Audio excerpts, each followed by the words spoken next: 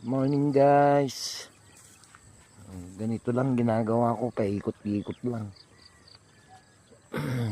Tingnan natin yung sinabog tanim ko. Pangalawang araw na ngayon.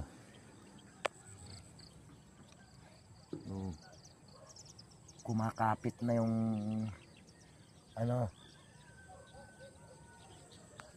tumubo na. Yung ugat kumakapit na.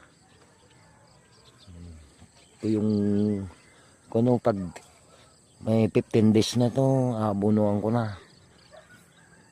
Sasabay ko na rito. Tingnan din natin yung bagong tanim na mais.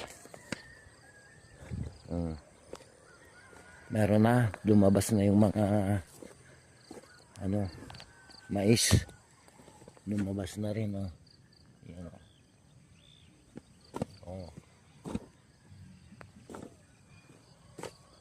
abunuan ko pa ng urea to bago ko padanuman para yung naipit na hindi tumubo lalabas.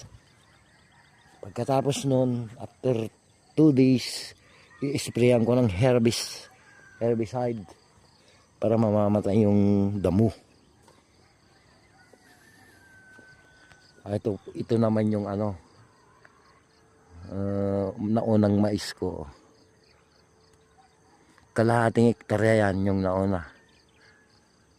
Ito naman bagong tanim, kalahating hektarya din.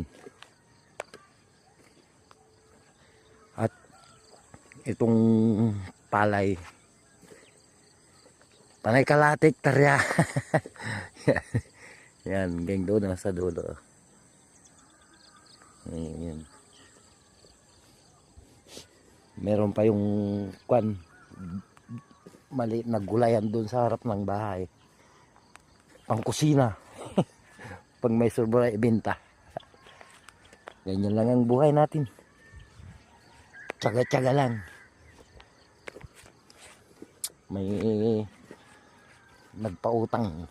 Dinagdag ko doon sa nagbintaan ko ng palay. Kaya nataniman ko lahat. Yan, malinis. Pati yung tambak malinis, Ganyan ako tumarabaho. Hindi yung paug-paug. Isa kang magsasaka ganyan, diskarte para malinis lahat ng trabaho.